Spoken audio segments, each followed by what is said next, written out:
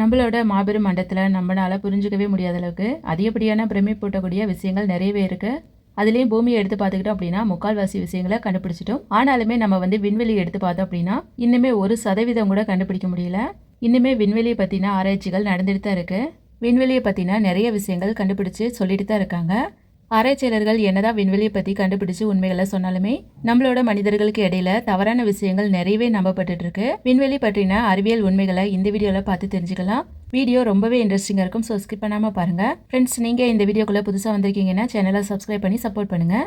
இந்த வீடியோ உங்களுக்கு பிடிச்சிருந்துச்சுன்னா மறக்காம ஒரு லைக் கொடுத்துருங்க. வாங்க வீடியோக்குள்ளே போகலாம்.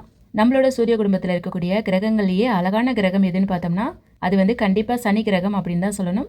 ஏன்னு கேட்டிங்கன்னா அதுக்கு தான் அழகான வளையங்கள் இருக்குது. ஆனால் உண்மை என்னன்னு பார்த்தோம்னா சனிக்கு மட்டும் இல்லாமல் இன்னுமே 3 கிரகங்களுக்கும் இந்த மாதிரி வளையங்கள் இருக்கான். அதில் இருக்கக்கூடிய வியாழனுக்கும் யுரேனஸ் அதுக்கப்புறம் நெப்டியூன் இந்த 3 கிரகங்களுக்குமே சொந்தமாக வளையங்கள் இருக்குது அப்படின்னு சொல்கிறாங்க. அப்படி பார்த்தோம்னா இந்த கிரகங்களோட வளையம் ரொம்பவே சின்னதாக இருக்கனால இது வெளியில் தெரியறது கிடையாது. இதோட புரிதல் கொஞ்ச நாளாக இல்லாமல் இருந்துச்சு. 1970 மற்றும் 1980 தான் வயோஜர் 1 வயோஜர் 2 அப்படின்னு சொல்லக்கூடிய சேட்டலைட் இந்த இடத்த கடந்து போனதுக்கு அப்புறம் தான் முதல்ல நம்மளுக்கு இந்த வளையத்தை பத்தின விஷயம் தெரிய வந்திருக்கு. சேட்டன் அதுக்கப்புறம் பாத்தீங்கன்னா யுரேனஸ் நெப்டியூன் அதுக்கப்புறம் வியாழன் கோள் சொந்தமாவே ரிங் சிஸ்டம் இருக்கு அப்படின்னு சொல்லி ஆராய்ச்சியாளர்கள் சொல்றாங்க. அது மட்டும் இல்லாமல் சில ஆராய்ச்சியாளர்கள் என்ன சொல்றாங்க அப்படின்னா நம்மளோட பூமிக்குமே இந்த மாதிரி ரிங் சிஸ்டம் முன்னாடி இருந்தது அப்படின்னு சொல்றாங்க. அதாவது 4.5 கோடி வருஷத்துக்கு முன்னாடியே செவ்வாய் கிரகத்தோட அளவுக்கு இருக்கக்கூடிய ஒரு விண்கல் அதாவது தியான் சொல்லக்கூடிய விண்கல் நம்ம பூமி மேல மோதிருக்கு. மோதி வெடிச்சனால நிறைய குட்டி குட்டி கற்கள் எல்லாமே நம்ம பூமியை சுத்தி ஒரு வளையம் போல சுத்தி வந்திருக்கு. அப்படி பார்க்கும்போது நம்மளோட பூமிக்குமே இதுக்கு முன்னாடி வளையம் இருந்தது அப்படின்னு சொல்லி ஆராய்ச்சியாளர்கள் சொல்றாங்க. காலப்போக்கில் பூமி தனக்குள்ள அந்த எல்லா கற்களையுமே இழுத்துக்கிட்டனால இப்போதைக்கு பூமிக்கு அந்த வளையங்கள் கிடையாது. அடுத்ததாக பார்க்கக்கூடியது பார்த்தீங்கன்னா பிளாக் ஹோலை பற்றி நம்ம தவறாக புரிஞ்சுக்கிட்ட விஷயம் என்னன்னு பார்த்தீங்கன்னா பிளாக் ஹோலோட அதிகப்படியான ஈர்ப்பு விசையினால எல்லாத்தையுமே தனக்குள்ள உறிஞ்சிக்கும் அப்படின்னு தான் சொல்லுவாங்க. அதிகப்படியான ஈர்ப்பு விசை இருந்தாலுமே இந்த பிளாக் ஹோல் அதோட பாதையில் இருக்கக்கூடிய எல்லாத்தையுமே இழுத்துக்காதான். இந்த பிளாக் ஹோல் புதைகுழி மாதிரி இருக்குல்ல, அதுக்கிட்ட நெருங்குற பொருளை மட்டும்தான் அது இழுக்கும் அப்படின்னு சொல்றாங்க. ஒரு பொருள் போதுமான தொலைவுக்கு வெளியில இருந்துச்சு அப்படின்னா பிளாக் ஹோல் இழுத்துக்காதான். சூரிய குடும்பத்தில் இருக்கக்கூடிய சூரியனுக்கு பதிலாக சூரியனோட சைஸ்ல ஒரு பிளாக் ஹோல் இருந்துச்சு அப்படின்னா அப்படி இருக்கக்கூடிய அந்த பிளாக் ஹோல் இருக்கும் பட்சத்துல மற்ற கோள்கள் எல்லாமே எதுவுமே நடக்காத மாதிரி தான் இந்த பிளாக் ஹோலை சுத்தி அது வலம் வந்துட்டு இருக்கும். மற்றபடி இந்த பிளாக் ஹோல் இருக்கிறனால மற்ற கிரகங்களுக்கும் எந்த பிரச்சனையும் இல்லை. அதே மாதிரி தான் பிளாக் ஹோலை சுத்தி இருக்கக்கூடிய எல்லா பொருட்களையுமே அது தனக்குள்ள இழுத்துக்காதான். பிளாக் ஹோலோட மையப்பகுதிக்குள்ள போகக்கூடிய எல்லா பொருட்களையுமே அது தனக்குள்ள இழுத்துக்குமா. அடுத்ததாக பார்த்தோம்னா நிலாவை பற்றின பொதுவான கருத்து என்னன்னு பார்த்தோம்னா நிலா ஒரு பக்கம் வெளிச்சம் இருக்கும், மறுபக்கம் இருட்டாக தான் இருக்கும் அப்படின்னு சொல்லுவாங்க. ஆனால் இதில் இருக்கக்கூடிய உண்மை என்னன்னு பார்த்தோம்னா நிலாவுக்கு இருட்டான பக்கம் அப்படிங்கிறதே கிடையாதான். பூமியிலேருந்து நிலாவை பார்த்தோம்னா நிலாவோட ஒரு பக்கத்தை மட்டும்தான் நம்மளால் பார்க்க முடியும். நிலா பூமியை சுற்றி வரும்போது டைட்டலாக லாக் ஆகியிருக்கும். நிலா அதோட அச்சில் சுற்றி வரும்போது நம்மனால அதோட மறுபக்கத்தை பார்க்க முடியாது. அதனால தான் கண்ணுக்கு தெரியாத பக்கத்தை நம்ம இருட்டான பக்கம் அப்படின்னு சொல்கிறோம். கண்ணுக்கு தெரியக்கூடிய பக்கத்தை நம்ம வெளிச்சமான பக்கம் அப்படின்னு நினைச்சிட்டு இருக்கோம். நிலா தன்னைத்தானே சுத்திக்கிட்டு பூமியும் சுத்தி வந்துட்டு இருக்கு. நிலா தன்னைத்தானே சுத்திக்கிற அதே நேரத்துல தான் சூரியனோட வெளிச்சம் அதோட மறுபக்கத்திலையும் பட்டுட்டு தான் இருக்கு. நிலாவோட மறுபக்கத்தை நம்மளால பார்க்க முடியாது அப்படிங்கறனால தான் அதை நம்ம இருட்டான பகுதி அப்படின்னு சொல்லி நினைச்சிட்டு இருக்கோம். நியூ கிங் அண்ட் ஆஸ்ட்ராய்டு, அதாவது ஒரு பெரிய ஆஸ்ட்ராய்டு நம்ம பூமியை நோக்கி வரும்போது நம்ம பூமியில விழுகிறதுக்கு முன்னாடியே அதை அழிச்சரணும் அப்படின்னு சொல்லுவாங்க. இது தவறான ஒரு கருத்தா இருக்கு. பூமிக்கு நேரா வரக்கூடிய விண்களை அழிக்க கூடாதான். இதுக்கு காரணம் என்னன்னு பார்த்தோம்னா பூமிக்கு நேரா வரக்கூடிய விண்களை நம்ம அணு தாக்குதல் நடத்தி ஆஸ்ட்ராய்டு மேல வெடிக்க வச்சோம் அப்படின்னா இந்த அணு தாக்குதல்னால அந்த ஆஸ்ட்ராய்டு வெடிச்சு லட்சக்கணக்கான பார்ட்டிகல்ஸ் எல்லாமே நம்ம பூமி மேலதான் விழுகும். இதனால அந்த விண்கள் விழுகிறத விட பெரிய தாக்கத்தை நம்ம பூமிக்கு ஏற்படுத்தும். ஒருவேளை நம்ம அந்த ஆஸ்ட்ராய்டை அழிக்காம விட்டாலுமே அது நம்ம பூமி மேல விழுந்து அதுவும் பெரிய தாக்கத்தை ஏற்படுத்தும். இப்படிதான் நம்மளும் நினைப்போம். ஆனா அவங்க என்ன சொல்யூஷன் சொல்றாங்கன்னா அணு ஆயுதத்தை அவங்க ஆஸ்ட்ராய்டு மேல வெடிக்க வைக்காம ஆஸ்ட்ராய்டு வரக்கூடிய அந்த பாதையில வெடிக்க வச்சோம் அப்படின்னா அதனால அந்த அதிர்வு காரணமா அந்த ஆஸ்ட்ராய்டு நகர்ந்து வேற திசைக்கு போறதுக்கு வாய்ப்பு இருக்கு. இதனால நம்ம பூமியை காப்பாற்ற முடியும் அப்படின்னு சொல்லி அவங்க சொல்றாங்க. இது எந்த அளவுக்கு கரெக்டா வரும் அப்படிங்கிறது தெரியல. நம்மளோட பூமிக்கு இந்த மாதிரி ப்ராப்ளம் வந்துச்சுன்னா அதை எப்படி சரி பண்றதுன்னு உங்களுக்கு ஏதாவது ஐடியா இருந்தால் கமெண்ட் பாக்ஸ்ல சொல்லலாம். நம்ம பூமியிலேருந்து நட்சத்திரங்களை பார்க்கறத விட நிலாவிலேருந்து நட்சத்திரங்களை பார்த்தோம்னா ரொம்பவே தெளிவாக பக்கத்தில் பார்க்கலாம் அப்படின்னு சொல்கிறாங்க. இது தவறான ஒரு விஷயமா தான் இருக்குது. என்னென்னு பார்த்தோம்னா பொதுவாகவே நம்ம இரவில் நம்ம பூமியிலேருந்து பார்க்கும்போது வானத்தில் லட்சக்கணக்கான ஸ்டார்ஸ் தெரியும். இதுவே நிலாவிலேருந்து பார்த்தோம்னா நட்சத்திரங்கள் தெளிவாக தெரியாதான், மங்களாக தான் தெரியுமா. ஏன்னு பார்த்தோம்னா நிலாவில் ஸ்டார்ஸ் பார்க்கறது அப்படிங்கிறது ரொம்பவே கஷ்டமாக இருக்கும் அப்படின்னு சொல்கிறாங்க. இதை யார் சொல்கிறாங்க அப்படின்னா நிலாவுக்கு போயிட்டு வந்த விண்வெளி வீரர்கள் சொல்கிறாங்க. அதுக்கான காரணம் என்னன்னு நம்ம பார்த்துடலாம். நிலால இருக்கக்கூடிய அதிகப்படியான வெளிச்சம் தான் நிலால இருந்து நட்சத்திரங்களை பார்க்கறதுக்கு ரொம்ப கஷ்டமாக்குது. இன்னுமே சொல்லணும்னா அதிக மாசுபாடு அங்க வந்து அதிகமா இருக்கான். அதாவது பொல்யூஷன்ஸ் வந்து நிலால அதிகம் இருக்கு. அதனால நிலால இருந்து நட்சத்திரங்களை தெளிவா பார்க்க முடியாதான். நம்மளோட சிட்டி சைடு இருந்து பார்த்தோம்னா ஸ்டார்ஸை வந்து தெளிவாக பார்க்க முடியாது. அதுவே கிராமத்து சைடு இருந்து பார்க்கும்போது நம்ம நல்லா தெளிவாக பார்க்க முடியும்.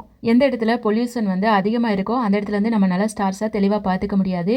இது மாதிரி தான் பூமியிலேருந்து நம்ம நட்சத்திரங்களை பார்க்குற மாதிரி நிலாலேருந்து கண்டிப்பாக பார்க்க முடியாது அப்படின்னு சொல்லி ஆராய்ச்சியாளர்கள் சொல்கிறாங்க.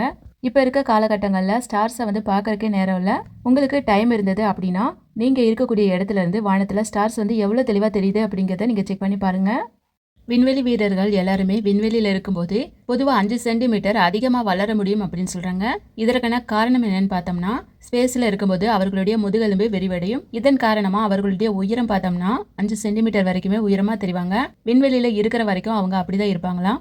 ரிட்டர்ன் வந்து நம்ம பூமிக்கு திரும்ப வந்தாங்கன்னா பழைய மாதிரி நார்மல் ஹைட்டுக்கு வந்துடுவாங்க அப்படின்னு சொல்கிறாங்க. பூமியோட ஈர்ப்பு விசை காரணமாக திரும்பவும் அவங்க நார்மலாக இருந்த மாதிரி ஹைட்டுக்கு மாறிடுவாங்களாம்.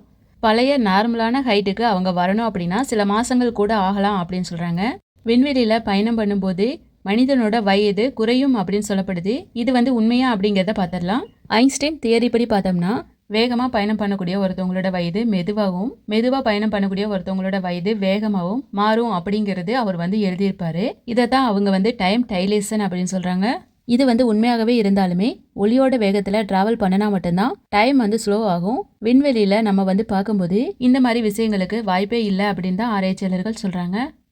விண்வெளியில் நம்மனால அழுக முடியாது அப்படின்னு சொல்கிறாங்க. இது வந்து உண்மையா அப்படிங்கிறத பார்த்துடலாம். இது வந்து உண்மைதான் அப்படின்னு சொல்கிறாங்க. விண்வெளியில் மனிதர்களால அழுக முடியாதான். இதற்கான காரணம் என்னன்னு பார்த்தோம்னா விண்வெளியில் கிராவிட்டி இல்லாதனால அங்கே வந்து அழுகும்போது கண்ணீர் தண்ணி கீழே விழுகாது. கீழே விழுகாமல் கண்ணுக்குள்ளேயே தங்கிரும். அது மட்டும் இல்லாமல் கண்கள் ஃபுல்லாகவே தண்ணீரால் மூடிடும். விண்வெளிக்கு நீங்கள் போகணும்னு நினச்சிங்கன்னா அழுகாமல் இருக்க பழகிக்கோங்க. நம்ம எல்லாருமே ஒன்று அடிக்கடி சொல்லுவோம், நட்சத்திரம் அழகாக ஜொலிக்குது மின்னுது அப்படின்னு சொல்லுவோம். ஆனால் இது வந்து உண்மையா இல்லையா அப்படிங்கிறத தெரிஞ்சுக்கலாம். இது வந்து பொய் தான் அப்படின்னு சொல்கிறாங்க. நட்சத்திரங்கள் வந்து உண்மையாலுமே ஜொலிக்காது. நட்சத்திரங்களோட ஒளி ஒரே சீராக தான் இருக்கான். நம்ம பூமியோட அட்மாஸ்பியரில் இருக்க அதாவது வளிமண்டலத்தில் இருக்கக்கூடிய வாயு மூலக்கூறு தான் நட்சத்திரங்களை மின்றது மாதிரி நம்மளுக்கு காட்டுது. வானத்தில் பார்த்தோம்னா சில நட்சத்திரங்கள் வந்து மின்னாம தெரியுது இல்லையா, அது என்னன்னு பார்த்துடலாமா? அது எல்லாமே பார்த்தீங்கன்னா நட்சத்திரங்கள் கிடையாதான். அது எல்லாமே வந்து கிரகங்கள் அப்படின்னு சொல்கிறாங்க.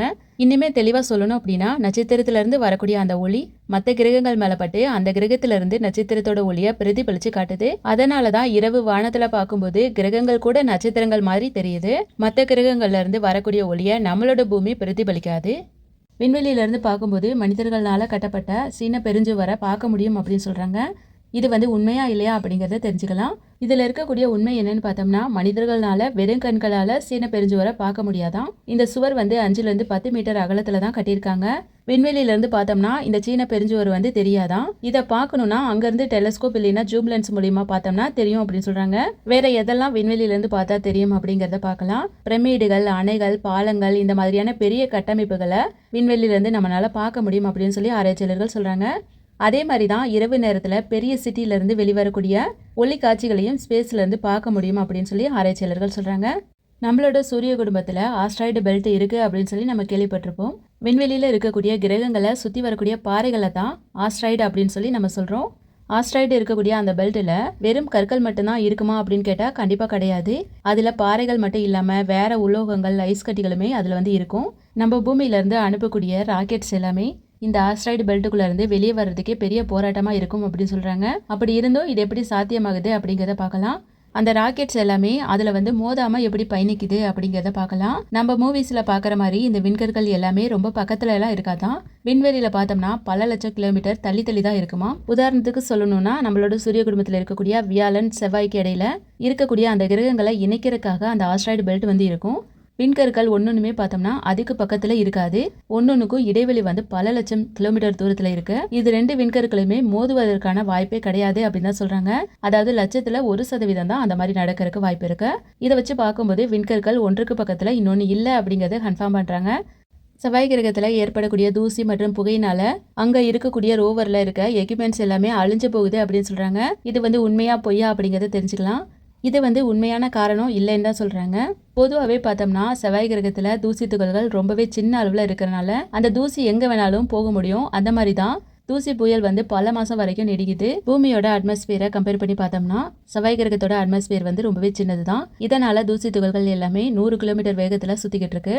இது வந்து காத்து இல்லாம அதனால தாக்க முடியாது. ஆனா அதுக்கு பதிலா இந்த தூசி துகள்கள் எல்லாமே நம்ம ரோவர்ல இருக்கக்கூடிய சோலார் பேனல்களை மறைச்சு அந்த சோலார் பேனல்களுக்கு போகக்கூடிய அந்த மின் சேமிப்பை குறைச்சிரும் அப்படின்னு சொல்றாங்க. இதனால தான் நம்ம ரோவர் வந்து ஒர்க் ஆகாம சில டைம் வந்து ஸ்லீப்பிங் மோடுக்கு போயிடுது. இதன் காரணமா எக்யூப்மெண்ட்ஸ் எல்லாமே அழியாது. பவர் சோர்ஸ் இல்லாம அது வந்து உறக்க நிலைக்கு போயிடுது. நம்மளோட பூமியில இருந்து செவ்வாய் கிரகத்துக்கு யாராவது போய் அங்க போய் தூசி தட்டி விடணும் போல. ஃப்ரெண்ட்ஸ், வீடியோவோட எண்டுக்கு வந்துட்டோம். உங்களுக்கு இந்த வீடியோ பிடிச்சிருக்குன்னு நினைக்கிறேன். பிடிச்சிருந்துச்சுன்னா லைக் கொடுங்க. இதே மாதிரி இன்ட்ரெஸ்டிங்கான வீடியோக்கு இந்த சேனலை சப்ஸ்கிரைப் பண்ணிக்கோங்க. அடுத்த வீடியோவில் சந்திக்கலாம்.